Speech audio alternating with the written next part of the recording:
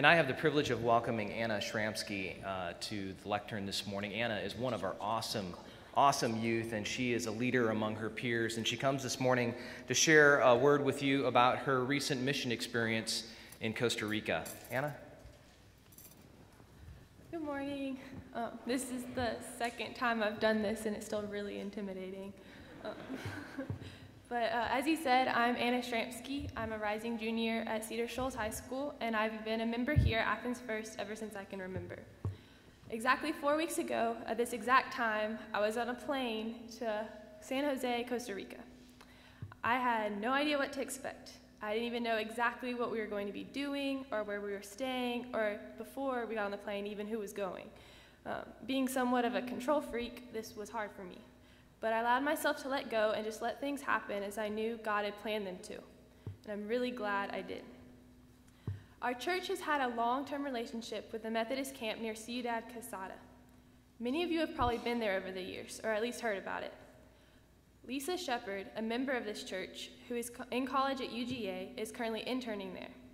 In the past, our groups have stayed at the camp and worked to build houses in a nearby village. However, this year, we spent our time working on the Methodist Church of Los Angeles. Our accommodations were a little bit different too. We all stayed in one house. There was one bathroom for both boys and girls, with no hot water for all 16 of us. We usually bathed in swimsuits using the hose. Some of us slept on mattresses on the floor, and some of us slept in hammocks outside on the porch. Throughout the nights, since the area was so rural, we dealt with screaming roosters and iguanas jumping on the tin roof. It was a little bit different than home. Throughout the entire week, our group came to know and love the congregation of this church.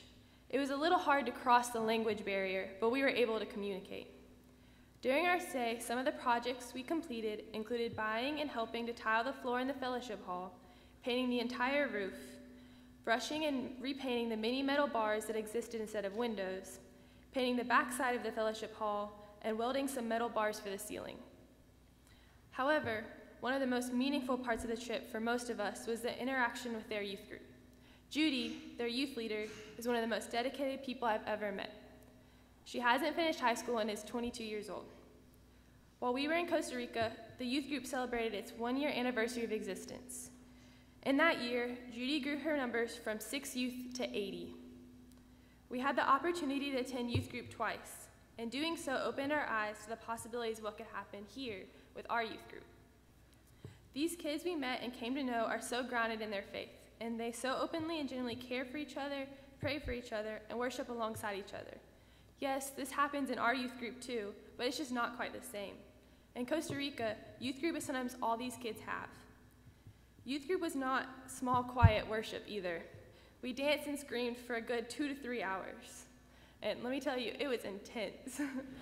There was this one song, it lasted 9 minutes, and all you did was jump up and down. But these kids didn't know us, but they didn't really care.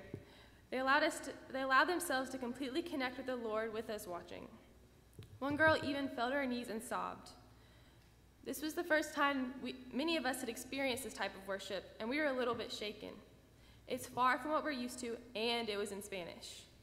It took a lot of endurance because of the jumping and the screaming, and it took a lot of getting used to. In fact, the music, there's a curfew in Costa Rica for noise, and we were so into it that we went past noise curfew, and our Jesus party got busted by the cops.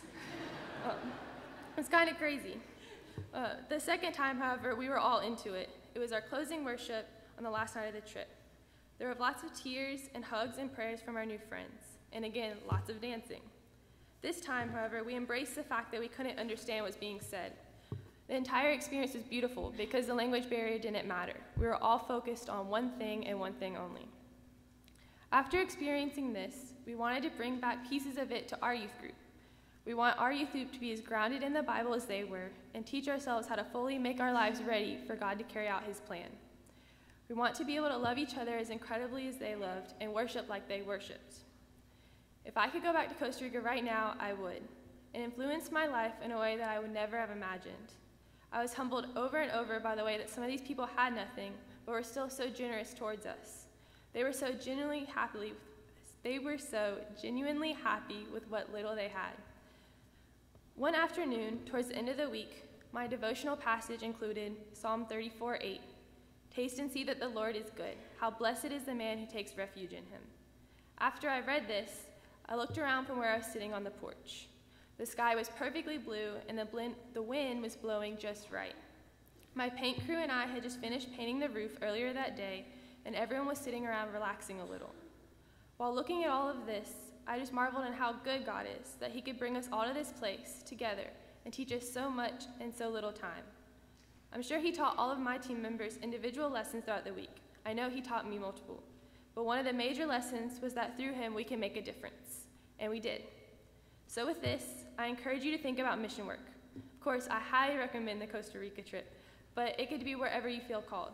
There's Kentucky, the Tijuana, Mexico trip, maybe just here in Athens, though, with the mobile food pantry or the Great Day of Service.